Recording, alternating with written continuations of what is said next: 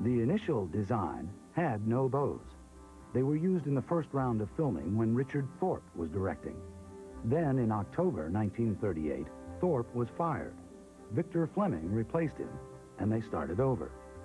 Among many changes, Dorothy got a makeover, including a new hairdo and a new style of magic shoes. Given the extra time, Adrian designed a wild-looking pair of slippers, almost elfish, curling at the heel and toe. They came to be known as the Arabian Test Pair. They truly are unique, with the toe coming up and the little flap, a little low heel. These are my favorites. I know that Judy wore them. I know that she liked them best of all, by the way. She said, I want the ones with the pointed toe. But the Arabian pair looked strange on plain Dorothy's feet, so Adrian simply added jeweled bows to the first style. This became the final ruby slipper design, and doubles were ordered for Judy Garland and her stand-in. The foundation was a basic French-heeled pump, purchased from the Innis Shoe Company in Hollywood, California. The sequined overlays and bows were made at MGM. Each overlay had 2,300 sequins, and each bow had dozens of rhinestones and bugle beads. In 1938, they cost about $13 a pair. During production, orange felt was added to the soles of the shoes to muffle the noise made during the dance numbers. This was because MGM's Yellow Brick Road was actually made of plywood.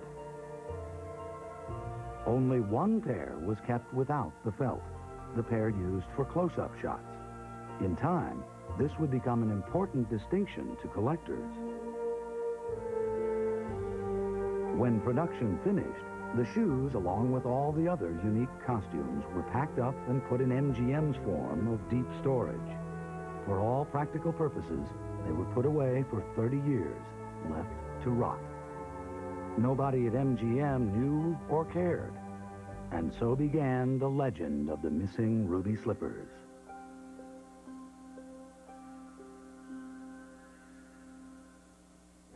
Treasure will continue in a moment here on A&E.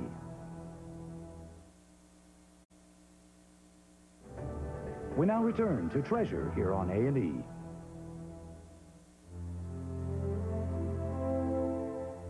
"1970 was a peculiar year in Hollywood history. The original movie moguls were fading from the scene, being replaced by men from Wall Street. At Metro-Goldwyn-Mayer, it wasn't just a corporate takeover, it was a raid. That year, the entire studio was sold to a reclusive financier named Kirk Kerkorian. He immediately cashed out, selling studio property to finance a new casino in Las Vegas. The wholesale liquidation was highlighted by a lucrative land sale, which included MGM's storied back lots, studio lots 2, 3, 4, and 5. The land was worth a fortune, but the contents of the land, the physical property stored on the back lots, was seriously undervalued. This was MGM's closet.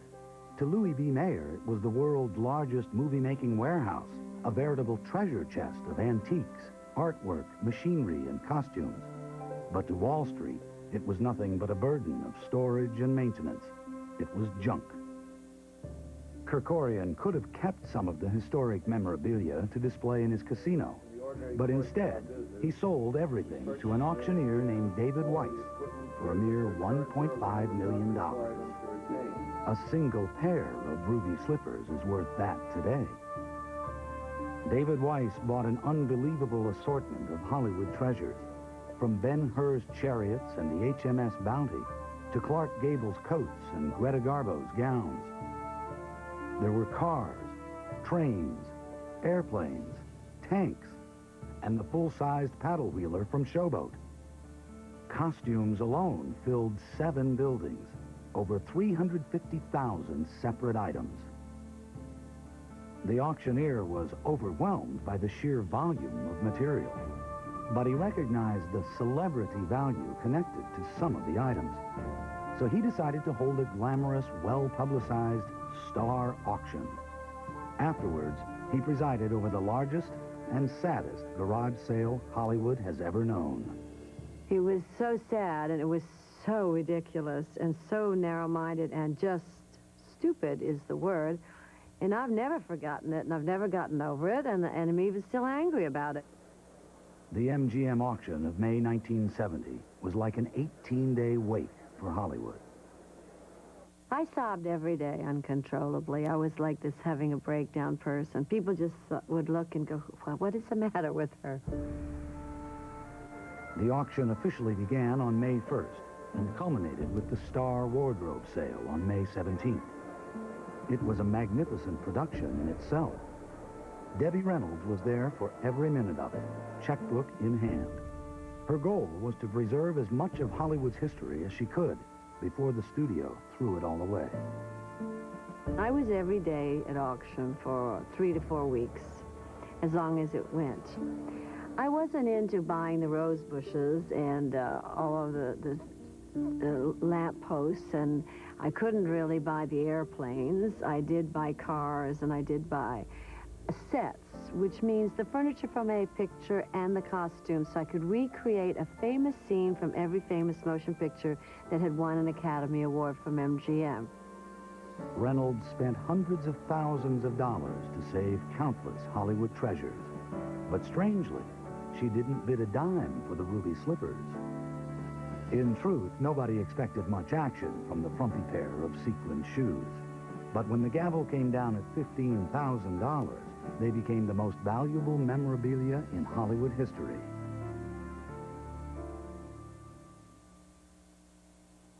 Imagine the surprise of Roberta Bauman, a Memphis housewife, on Monday morning, May 18, 1970.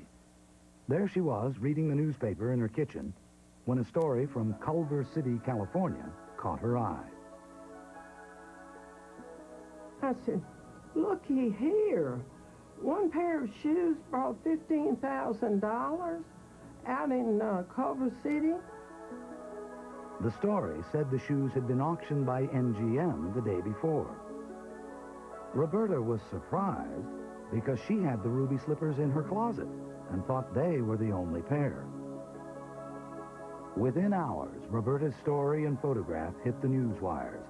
There she was, holding her pair of ruby slippers. Suddenly, the press had a mystery to solve. Roberta said she had won them in a movie contest, and she had proof to back it up.